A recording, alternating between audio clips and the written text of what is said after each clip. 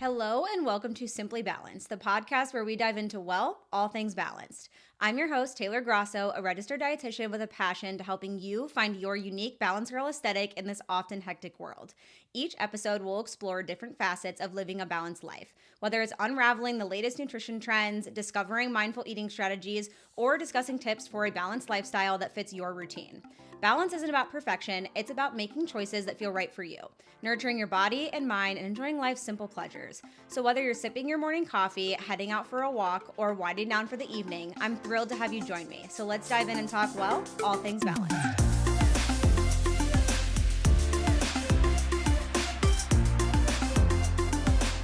Hello, besties, and welcome back to the Simply Balanced podcast. I am so happy that you guys are here, and I just want to say thank you for listening every single week. I am blown away by the feedback that I've received on this podcast already, and it's truly one of the favorite parts that I have of my job as of the new year, and I'm so excited that this is something that I get to do on a weekly basis now because it's just so much fun. I absolutely love doing it. But last week we broke down metabolism, caloric deficit, and now hopefully if you've listened to that episode, you understand how your body actually utilizes energy a little bit better. I wanted to do that episode before we dove into any sort of diet trend because I think it's really important to actually understand like the physiology behind your body. So one of the biggest requests that I have gotten since starting this podcast is nutrition myth busting and breaking down different diets. So that is exactly what we're going to do today. I'm going to talk about 3 of the biggest ones that I see in the media all the time and have also been requested by all of you guys. So intermittent fasting, seed oils, and carbohydrates. Let's dive in. All right, so we're going to start off by talking about intermittent fasting. This is something that has been presented in media and also one that I've heard from a lot of the women that I work with in my one-on-one coaching and group coaching program for things like PCOS and insulin resistance. It's one of the first things that is recommended, which I find to be very funny because there is not a lot of data or evidence to support its benefit specifically for women.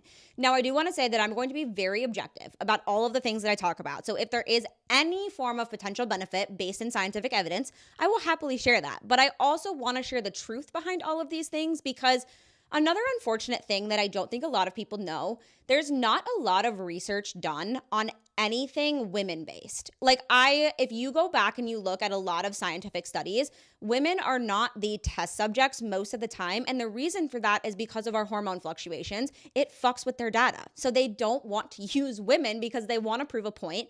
Men are on a 24-hour cycle. Women are on a 28-day cycle. Our hormones are going to be more heavily impacted by a lot of these things that I talk about than a male's are. And I'm also going to talk about my birth control journey and cycle syncing in a few episodes from now, so we'll get more into that later on. But I just want to give that preface that I am going to be very objective here, and we're not just going to talk like the misconceptions. We will talk all of the dang things. So intermittent fasting, it's probably something that you've heard of. It's also referred to IF, and it comes in various different forms. I was researching for this episode. I actually didn't realize how many forms of intermittent fasting there are, and some of them are absolutely terrifying as a registered dietitian.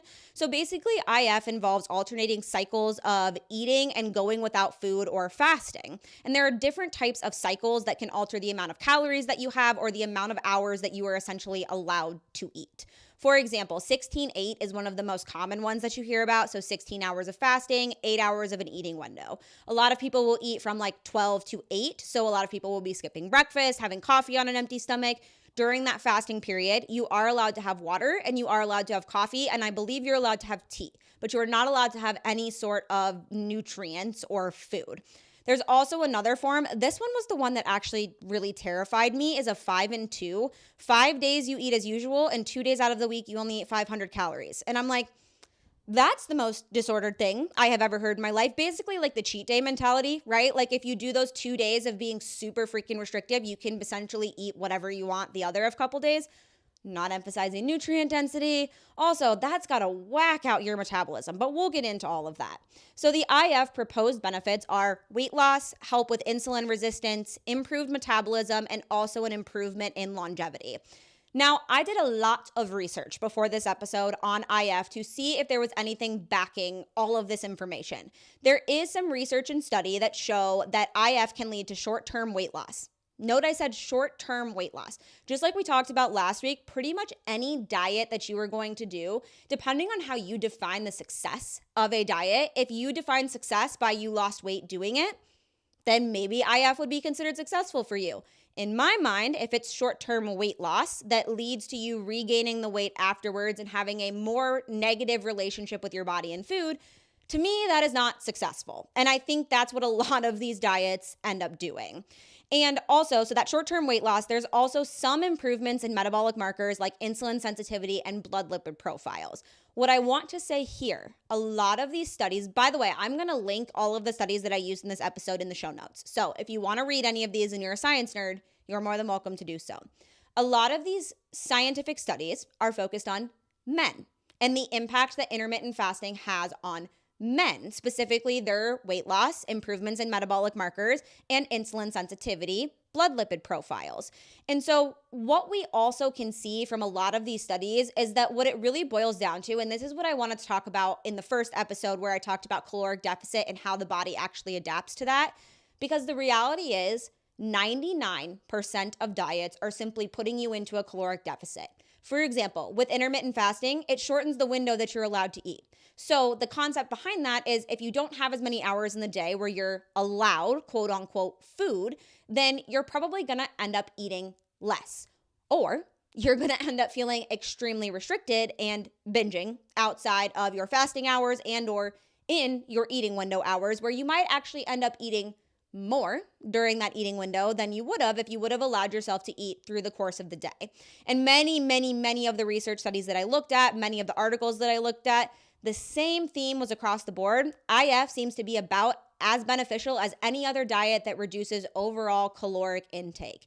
And once again, when we're talking about the benefit or the beneficial component of that sentence, we're saying as in short-term weight loss. So IF can be beneficial because if you throw yourself into a caloric deficit, you likely are going to get some short-term weight loss results. Now, another thing when it comes to IF that I want to talk about. So those are kind of some of the benefits that may come along with intermittent fasting if that is something that you choose to do. But now I want to talk about intermittent fasting specifically for women. So like I said, there are some intermittent fasting periods that require long fasting. So that 16 to 8, for example, there's ones that are even shorter than that, where you have even less of an eating window. And typically these IF protocols can lead to that metabolic adaptation that we talked about last week. Because remember how I talked about when you are in a severe caloric deficit or on a restrictive diet, your metabolism, the greatest contributor to your total daily energy expenditure, so basically the thing that helps you burn the most calories in a day, is actually going to slow down and decrease the amount of calories that you are naturally burning throughout the course of a day, because it has to conserve and allocate energy for things like your heart beating, circulation. Those things are kind of important in order for you to survive. So that is what it is going to allocate energy for. And it is going to keep that energy for those specific things. And your metabolism is going to have to down-regulate and slow down to learn how to function and do those specific physiological functions at a much lower caloric standpoint. So diets like intermittent fasting can lead to metabolic adaptation. A lot of the times too, what we'll see specifically with women is that when you are doing things like IF or any other sort of diet, you're going in and out of phases with it, correct? Like it's really hard to do a lot of these diets for a sustained long period of time because they are so restrictive. Those constant yo-yos of being in and out of restrictive periods are going to whack out your metabolism because now you've down-regulated your metabolism, and then when you resume normal eating patterns or go back to what you were eating before you were on the diet, you're now burning less calories at rest. That's why you're going to regain weight more quickly after a restrictive diet. Once again, we know that I do not give a shit about weight loss or weight gain. But I want you to understand why you're experiencing those constant fluctuations in weight, because I hear it from women who have worked with me all the time. I've done everything. I've done Weight Watchers. I've done intermittent fasting. I've done tracking calories. I've done tracking macros. And every single time I end up regaining the weight afterwards. The reason for that yo-yoing is because of this metabolic adaptation. And so that is why with intuitive eating, we talk a lot about weight stability, because you're not going through those constant ups and downs in your metabolism and constant ups and downs in your consumption. So your body is able to exist in more of a homeostatic place, which basically just means like equilibrium, happy place, where then it can properly function. Another thing about intermittent fasting, specifically for women who are at reproductive age. So that means if you have an active menstrual cycle, intermittent fasting may also disrupt metabolic hormones like insulin, cortisol, thyroid hormones, because fasting can have implications on hormonal balance and your overall metabolic function.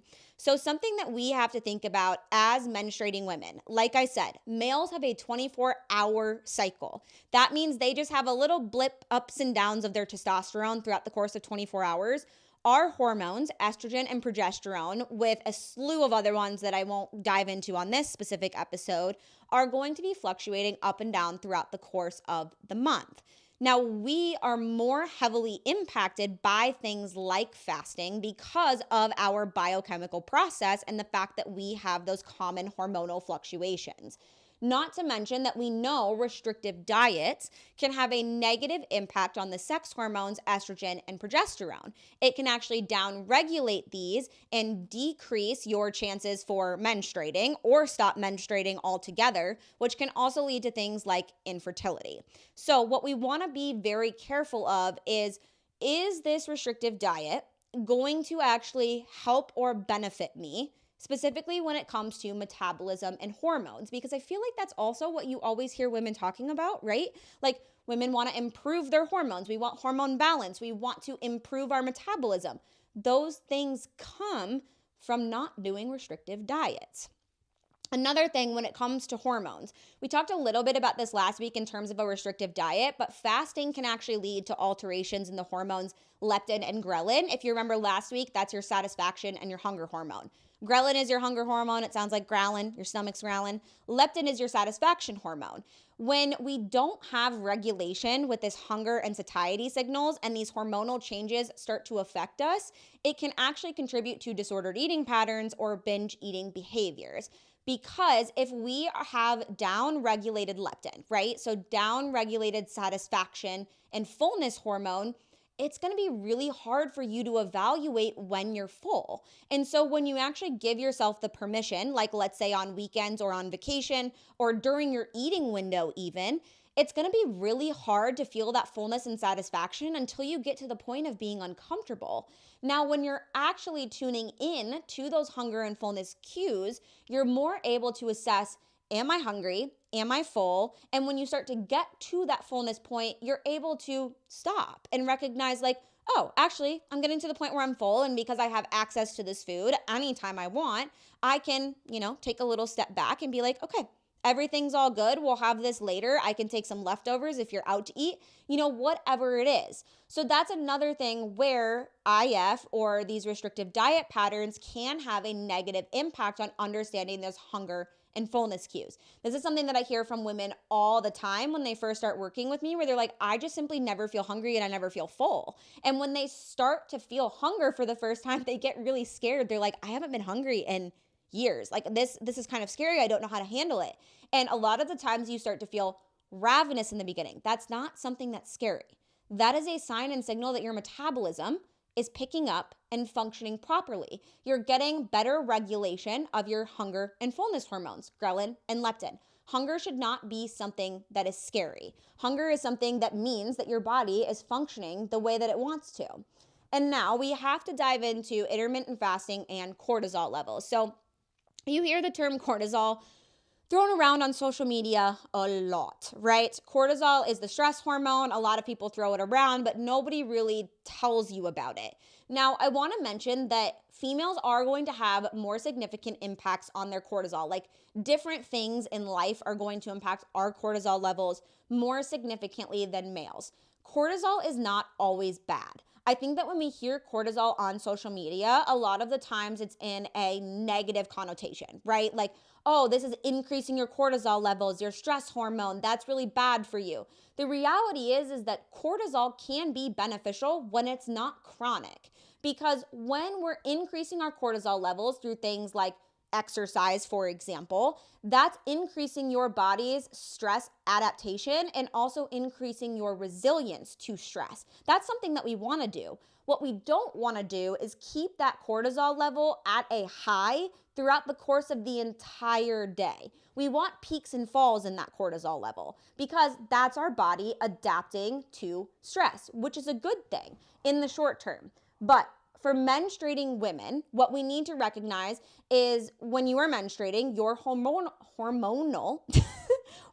needs fluctuate throughout the course of the month. And consistent fasting may complicate that stress response. So what can happen to us because we have that 28-day cycle, our cortisol is going to ebb and flow throughout the course of the month and even throughout the course of the day. And because we have different hormonal changes than males, specifically with cortisol, our body might perceive stress as something that's greater than a typical male. This could potentially lead to higher cortisol levels, which could be associated with negative effects like a disrupted menstrual cycle. We talked a little bit about that, or even disrupted thyroid hormone production, which impacts our overall metabolism. Your thyroid controls a ton of hormones, a ton of metabolism. So we want to make sure that that is in good health. And when it comes to thinking about elevated cortisol, what we also know is linked to chronic elevated cortisol is weight gain, high blood sugar, and muscle weakness. So what we're trying to avoid is those constant elevations in cortisol. You know what's going to chronically elevate those? Under-eating and over-exercising. Two things that we are often doing when it comes to restrictive dieting. So like I said, when it comes to intermittent fasting, what we know about it is there is proposed benefits when it comes to short-term weight loss, insulin resistance, and also longevity. However, when we actually break down the science, specifically for a menstruating woman, it's going to probably have more of a negative impact on a lot of different hormones within the female body, and likely is not going to create an environment where you have a very positive relationship with food, depending on the way in which you're intermittent fasting and what your relationship with food already currently looks like. Basically, intermittent fasting is just a fancy way of saying caloric restriction. And what we know, caloric restriction leads to short-term weight loss. It does not lead to long-term sustainability. And now we're switching gears to carbohydrates. Are they your friend or your foe? Because the internet would lead you to believe that they are most definitely your worst enemy, but I am here to tell you that they're actually your brain and your body's best friend. I love breaking down the science behind carbohydrates because information on the internet is so misconstrued when it comes to carbohydrates. And I think a lot of the times what people don't understand is there are different types of carbohydrates that impact your blood sugar in different ways. But when it comes to a carbohydrate in general, all of them, a cookie, an apple, a piece of candy, it does not matter what type of carbohydrate it is going to break down into glucose in its simplest form. Now, the reason that carbohydrates have a different impact on your blood sugar levels. So hold on, let me back up a second and explain blood sugar levels for you. So we eat a carbohydrate source, right? An apple, a cookie, a piece of candy, whatever it is. That is going to break down into something called glucose, which is sugar. Sugar is then going to enter your bloodstream. Your body digests and uses glucose or sugar. You can't hear me snapping, but it uses it super freaking fast, okay? So this sugar is going to go into your bloodstream. Your pancreas is going to release something called insulin. Insulin is then going to go grab all of the glucose and it's going to transport it to all of the different cells that need it. Your brain alone needs 130 grams of carbohydrates in a day. If you are tracking your macros, your carbohydrates are less than 130 grams and you're exercising, my goodness, girlie, you need more carbohydrates. Please eat more. Please reach out to me if that is something that you are currently doing because we need to have a little chit chat. So your brain alone uses 130 grams of carbohydrates. The other carbohydrates are either going to be stored in the liver or muscle for later use, or it's going to be used right away as ATP. Basically, when it's stored in your liver or your muscle tissue, it's converted to something called glycogen. Glycogen can then later be broken down into that ATP, which then is released as energy.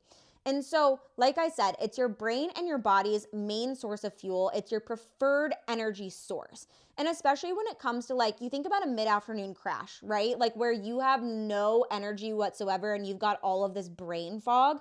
A lot of the times you need more energy from carbohydrates because a calorie, a unit of energy, that's what a calorie is scientifically, is what actually gives your body energy, not caffeine, not an energy drink. A lot of the times you need another piece of food, specifically a carbohydrate, paired with protein, fat, and or fiber. Now let's break that down because like I said, there are different types of carbohydrates and they have different impacts on blood sugar. So carbohydrates are typically separated into two different groups, simple and complex. Simple carbohydrates are ones that your body is going to break down and utilize super fast. It's really, really easy for your body to break them down. And a lot of the times, more simple carbohydrates don't have as much nutrient density. Now, there are simple carbohydrates, things like dried fruit, that are going to still be like something that your body uses super quickly and still provides you with some additional nutrient benefit. But a lot of the times when we think about simple carbohydrates, we think about things with refined sugar. So things like candy, donuts, cakes, cookies. Those things are not bad. I want to emphasize that, right? There is no moral value tied to food. There is no good or bad food. When it comes to, or like white products, so like white bread, white rice, those types of things are more simple carbohydrates. Not bad, less nutrient dense. And so when it comes to these types of carbohydrates, because your body can use them really fast, it's going to cause your blood sugar to go up really high and then likely fall really fast because it's going to get into your bloodstream really quick. Your body's going to use it super quick. So the likelihood of when you eat a simple carbohydrate in isolation that you get hungry really fast, tired, feel a pretty big energy crash, that's totally normal because that's your blood sugar going up and then going down. You hear about sugar rush with kids, right? That same thing can happen to us as adults. We oftentimes just don't think about it in that way because we're usually not like shoveling the candy in the way a child might. And now a complex carbohydrate is going to be things like whole grains, fruits and vegetables, legumes, beans, those types of things that are going to contain other nutrient density or other nutrient value like fiber or protein. Because a carbohydrate, when eaten in isolation, your body's going to use it super fast, that blood sugar is going to go up, and then it's going to go down. However, when you pair a carbohydrate or eat a carbohydrate that has these things in it, protein, fat, and or fiber, because those things are more slow to digest in the body, it's going to slow down the release of that carbohydrate or sugar into your bloodstream. So it is going to have less of an impact on your blood sugar, where you're going to get more of a steady rise. Because I want to make that very clear. I feel like the internet makes it seem like you shouldn't have a blood sugar spike at all. That's absolutely not true. We don't want a significant spike and a fast fall. We want a steady rise in blood sugar that stays a little high for a period of time and then slowly starts to drop off. Because when that happens, that means that you're actually going to stay full and satisfied, whether it's a meal or a snack, because your body has the nutrients that it needs and it can slowly utilize that carbohydrate versus quickly using it and then it falls really fast, where then you, like I said, you feel lethargic, you don't feel energized, you feel brain foggy, and typically you end up reaching for more of those carbohydrate-based foods without adding in that protein, fat, and or fiber. So that's what really makes the difference, is that there's, like I said, no good or bad carbohydrates. It's more so what is the carbohydrate packaged with? Because when we have those foods that are more whole foods or complex foods, we've got the fiber and we've got the protein, and then pairing those with even more protein, fat, and or fiber is going to really benefit your overall blood sugar levels and also digestion, all of those different types of things. Now, this is not to say that the simple carbohydrates, like I said, are bad for you. It's just that we want to focus on balancing those and then also pairing them potentially with a protein, fat, and or fiber to help balance them out a little bit and decrease the impacts on our blood sugar levels. Is that going to happen every single time that you eat a cookie, every single time that you eat ice cream, every single time that you have a pastry? No, it's not going to happen every single time. If you can aim to do that 80-ish% of the time, you're doing a pretty damn good job. Now, another component of carbohydrates that I feel like people don't talk about enough, which I just posted a video on this morning, which this will obviously air after this video, but people are so so concerned about all of these different ingredients that potentially cause colon cancer, yet only 5% of Americans get the recommended daily amount of fiber. We are not talking about that enough. So instead of adding more fiber, more fruits and vegetables, more whole grains into our diet, we're focusing on cutting out coffee creamer because it contains carrageenan. Carrageenan is a perfectly safe ingredient that's been approved by the FDA. It's an extraction of seaweed.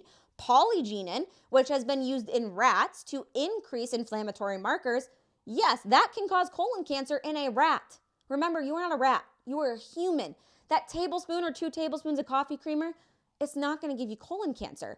But cutting out carbohydrates and not getting enough fiber, that could potentially lead to colon cancer down the line. So we're not talking enough about the things that we should be adding into our diet. We're so focused on all of the things that we should be restricting or things that are toxic or things that the internet deems poisonous. Now, back to my original idea here is the fact that carbohydrates are a fantastic source of fiber. Fiber is a prebiotic. Prebiotics feed the beneficial probiotics or the bacteria that live in your gut microbiome.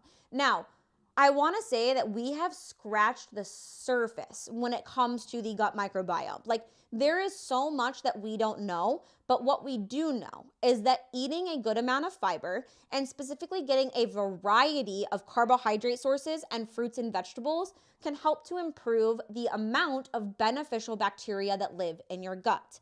Not to mention that fiber can also help with things like constipation. It can help with a variety of different things in terms of your overall gut health and gut microbiome.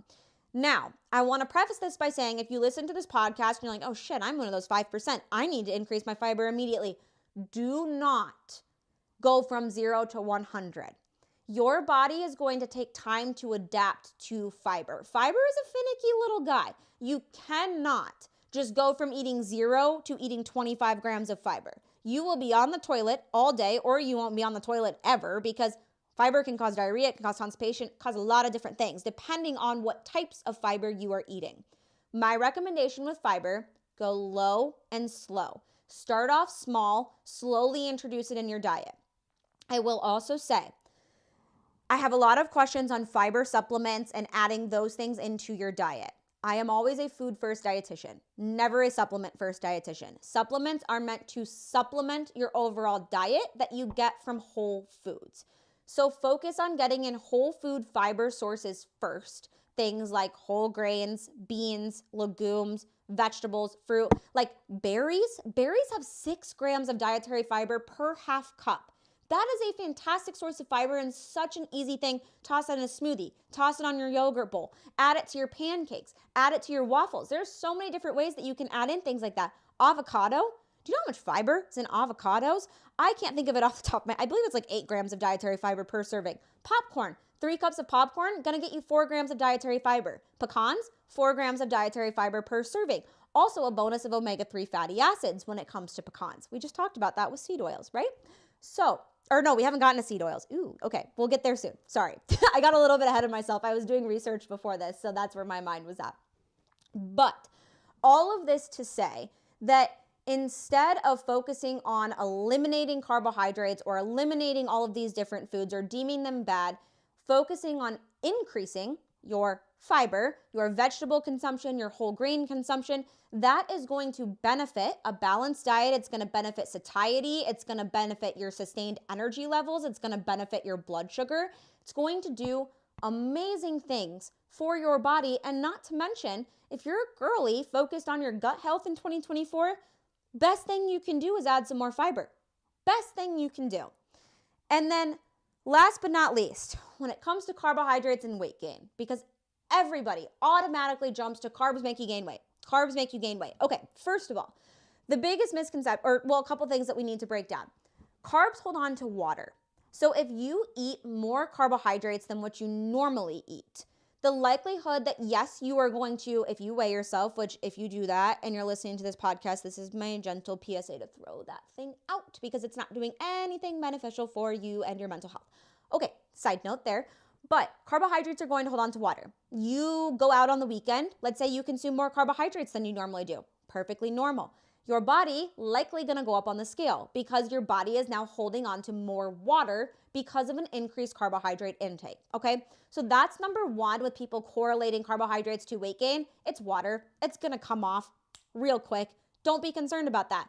The second thing, I think a lot of people correlate carbohydrates to weight gain and caloric intake because there are a lot of carbohydrate-based foods, cakes, pastries, cookies, candy, that obviously it's really easy to eat in excess, right? Because you can eat a small amount for a lot of carbs and a lot of sugar. But a lot of the times, the reason that we end up over-consuming or overeating carbohydrates is because we're restricting them. And because we're not focusing on satisfaction, because we're not focusing on balancing our meals, because we are so focused on eating the least amount of calories possible, we're eliminating carbohydrates. And then that moment that we actually give ourselves the permission to eat them, our hunger hormones and our fullness hormones are also downregulated because of the restrictive dieting. We can't tell when we're full, and now we end up over consuming them, and specifically the ones that don't provide us with as much nutrient density. So instead of focusing on all of those things, focusing on, once again, increasing whole grains, fruits and vegetables, nuts and legumes, or not nuts and legumes, legumes and beans, increasing these carbohydrates that provide you with more satisfaction and more benefit while eating the carbohydrates that are delicious and yummy in moderation and pairing them with fat, protein, and or fiber, and or eating them after a balanced meal is going to help you actually eat a portion of them that satisfies you versus eating them to the point that they don't make you feel good and they make you feel sick. It's not the carbohydrate that's the problem. It's our relationship with the carbohydrates that is the problem. So bettering that relationship with carbohydrates and actually understanding how your body utilizes them and how they can fuel you, I think is super freaking important. So key takeaways here. Carbohydrates, brain and body's main source of energy. All carbohydrates break down into sugar. All of them. Does not matter. What matters is the package that they come in. Things that are more complex carbohydrates are likely going to provide more fiber and protein, going to digest them a little bit more slowly. You can also pair more simple carbohydrates or complex carbohydrates with protein, fat, and or fiber to slow down that release of blood sugar. Carbs are not causing you to gain weight. They hold a little bit more water, and anything, I will continue to emphasize that, eaten in excess can lead to weight gain over time, can lead to potential negative benefits over time.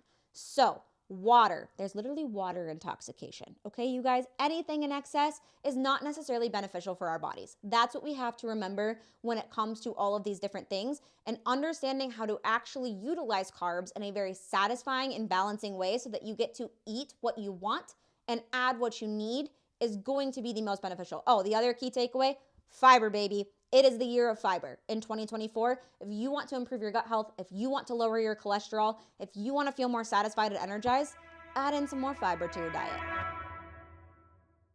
Okay, and then last but not least, we've got to talk about the truth behind seed oils, the toxic, poisonous, scary seed oils. I'm just kidding. They're none of those things.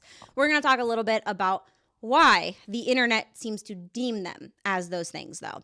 So seed oils are also known as omega-6 fatty acids. And so when we take a look at the Western diet, right? So the diet that most of us as Americans consume, we are getting a higher ratio of omega-6 fatty acids as comparative to omega-3 fatty acids.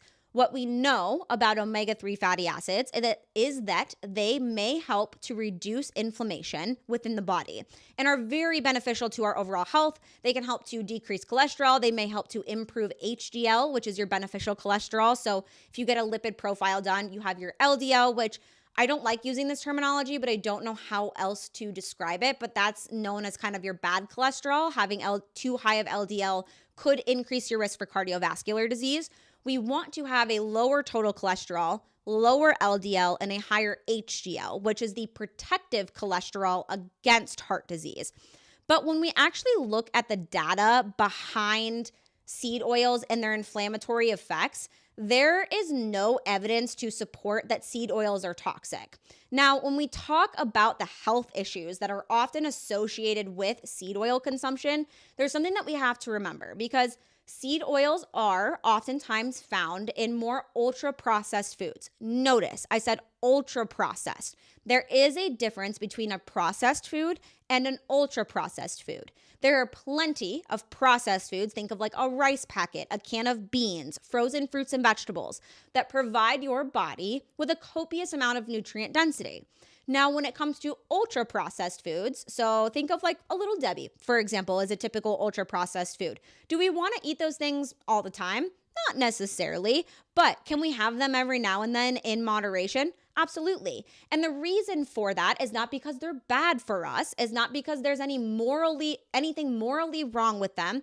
It's that they don't provide us with a lot of nutrient density. And the likelihood is if you eat Little Debbie's for breakfast, lunch, and dinner every single day, you're probably not going to feel very good. Like, it's not really going to provide your body with what it needs. But can you have them every now and then because they taste good and because you like them? Abso-freaking-lutely. But when we talk about these more ultra-processed foods, a lot of the times they contain things like extra added sugar, sodium, and saturated fat. Now, what we know about all of these things is, once again, when eaten in excess, they may cause negative effects on the body when it comes to inflammation. Once again, anything in excess is not necessarily beneficial to the body. You can be intoxicated from water, one of the most beneficial things for your body. So I don't want my words to get misconstrued here. I'm just reading science. And when it comes to these specific things, I think seed oils get the bad rep because we have shirtless men walking around the grocery stores screaming about the fact that they are toxic and they are poisonous, but then they turn around and promote things like organic wine. Do you know what the only two foods that we have scientific evidence cause inflammation in the body? Alcohol and processed meats. That's it. So if there is a person on your screen running around saying that anything is poisonous or toxic or inflammatory, yet they're promoting something like wine, I would really like you to just, take that with a grain of salt and consider, a little unfollow button would be a great option there. Not to mention that when we talk about seed oils, I think another thing that a lot of people say, it's the processing of seed oils. But what does that mean exactly, right? Like, what is the processing of seed oils? And I think what a lot of people get misconstrued, when you're cooking with seed oils at home, that's fine. There is no concern associated with cooking with food or with cooking with oils that contain omega-6 fatty acids at home. What we actually know about omega-6 fatty acids is that they can actually help to lower cholesterol and blood sugar and even reduce your risk for heart disease. So there are plenty of benefits to omega-6 fatty acids when eaten in the right amounts and the right consumption. Also, things like nuts and seeds, we've already talked about this a lot, but vegetable oils, whole grains, poultry, and eggs, a lot of those also contain seed oils. All of those foods, have you ever heard anyone say nuts and seeds, whole grains, poultry, or eggs are bad for you? I mean, if you have, I shouldn't even say that. Yeah, of course you have, because the internet's a scary, scary, scary place. Those foods have so much nutrient density. Nuts and seeds, we have the healthy fats in there. Those are going to increase so much satisfaction. We already talked about the dietary fiber in nuts and seeds. Whole grains, we've got more fiber in there. We've got protein, we've got B vitamins. So many beneficial nutrients in whole grains. Poultry, protein, baby. We got so much protein in poultry. Eggs, choline in the egg yolk, vitamin B12. We also have plenty of protein in the eggs as well, not to mention vitamin D, one of the very few foods that we actually can get vitamin D from because most of our vitamin D comes from the sun. So there are plenty of benefits that come with cooking with seed oils or eating foods that contain omega-6 fatty acids. Now, here's where I think the processing component of omega-6 fatty acids gets misconstrued and confused because essentially, when you heat omega-6 fatty acids to an extremely high temperature, they can release, or they oxidize essentially, and then can form harmful compounds that may contribute to inflammation. But where we typically see this, things like fried food, right? Like you're using some sort of seed oil at an extremely high temperature to fry food. But what else do fried foods oftentimes contain? Things like refined carbohydrates, saturated fat, or those things like, oh oh my gosh, my brain is blanking for a second. I'm sorry. But essentially, when you fry those foods and it oxidizes at that super high temperature, yes, that could potentially lead to inflammation within the body. But how many of you are deep frying French fries at home every single night for dinner, right? Like that is something that is so different than just simply cooking with a seed oil.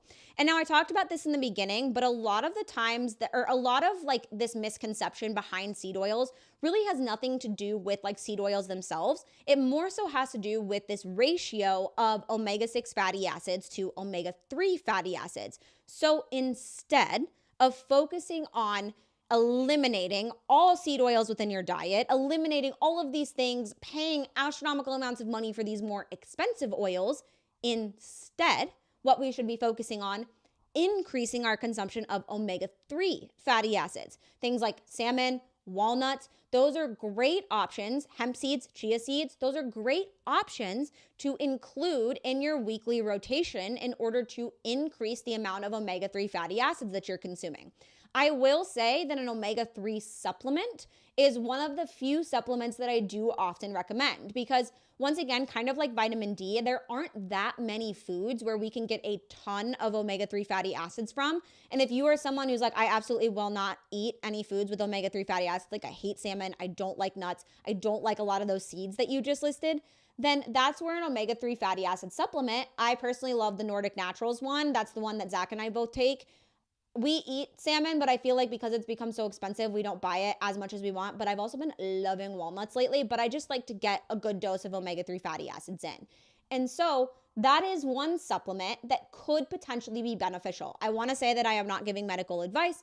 And if that is something that you are considering, please reach out to a dietitian or a doctor and talk to them to figure out if that supplementation is right for you. But it is something that is available and something that is an option. So it's something that I like to talk about. But once again, this is just another component where we are demonizing a specific thing without talking about the nuances that surround it. So when it comes to these seed oils or omega-6 fatty acids, the key takeaways to this component are increasing your consumption. Once again, let's add to our diet rather than restrict or take away from it. Increasing your consumption of omega-3 fatty acid foods, things like salmon, hemp seeds, walnuts, all fantastic options. Decreasing the amount of ultra-processed foods that you are eating containing omega-6 fatty acids. So that's not eliminating, cutting out, or restricting. That's simply decreasing the amount that you are eating. And that's not a bad thing because here's the other thing when it comes to like talking about these types of foods from an intuitive eating perspective. It's a matter of recognizing, do these foods make me feel good when eating them in a large amount? Because a lot of the times what we start to recognize when it comes to intuitive eating and we're actually in tune with our body, we can have any of these foods anytime that we want. And that is okay. But we also recognize that we don't feel this like need to have them because we have a positive relationship with them. We know what portion sizes of these specific foods actually make us feel good and serve the purpose of bringing us joy and bringing us nourishment from the sense of excitement to the taste buds, but not necessarily bringing us a whole lot of nutrient density. And that's okay. Not every single food is meant to be nutrient dense, but it's starting to recognize what foods are actually serving a valuable purpose in my life and how do they make me feel when I consume them. So increasing those omega-3 fatty acids, decreasing some of those ultra-processed foods, and then cooking with seed oils at home, focusing on omega-6 fatty acid foods that provide a bunch of other nutrient density like those nuts and seeds, the eggs, the whole grain, the poultry. All of those are fantastic ways to focus on getting in a proper amount of these healthy fats to, once again, decrease cholesterol, decrease cholesterol, decrease your risk for cardiovascular disease, and even potentially improve your blood sugar regulation. Because like I said, when carbohydrates are eaten in cohesion with a protein, fat, and or fiber, so a fat in this specific scenario, it's going to help to balance out that blood sugar level a little bit more. So I hope that this episode really helps you to understand the truth behind the trend. I think that's what I'm going to kind of call this series as I walk through like a lot of these different myth busting things and misconceptions on the internet, because A lot of the things that you see on the internet are boiled down to someone selling you something, right? Like people are creating a problem with seed oils because they have created a food or a product or a supplement that does not contain these things. And so now they're trying to sell you that by making you think that this thing is toxic or poisonous. But the reality is almost all of these myths and different things that we dive into, there are so many nuances, and nutrition is so individualized to every single human being that exists. You have to remember that when it comes to nutrition and it comes to your nutrition specifically, if you eat and exercise exactly like any influencer on the internet, you are never going to look exactly like them. And the aesthetics are not the main purpose of focusing on nutrition, focusing on fitness. The purpose of focusing on these things is to have a healthy relationship with food and to also feel your best and most confident self on a daily basis. And the way in which you can do that is focusing on what foods, what types of exercise make you feel good and are sustainable for the long term. And if you feel like you have zero freaking idea of where to start with that, send me a DM on Instagram and we can talk about different ways that I could potentially help you. I now have a group coaching program. I have my one-on-one program, and I love chatting with my followers in the DMs because I know, like literally when I'm scrolling on TikTok, there are times where I'm like, holy shit, if I was a consumer who did not have a degree in nutrition, understood food science, I would be so confused by all of this information that people are throwing at you where you feel like you have absolutely no idea where to even start. I totally understand, and that's what I'm here for. So reach out to me if you need me, besties. But I just want to say, once again, thank you so much for listening to this episode. This is one of my favorite parts of my job. If you feel like this episode is beneficial for someone you know, please like, share, comment, send, all of the different things, because that will ultimately be what helps the show to grow. I love you all, and thank you so much again for tuning in to Simply Balanced.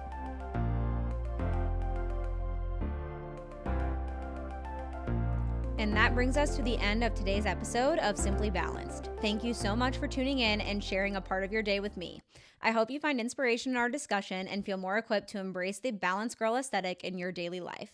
Remember, balance is a journey, not a destination. It's about finding what works for you in your unique way.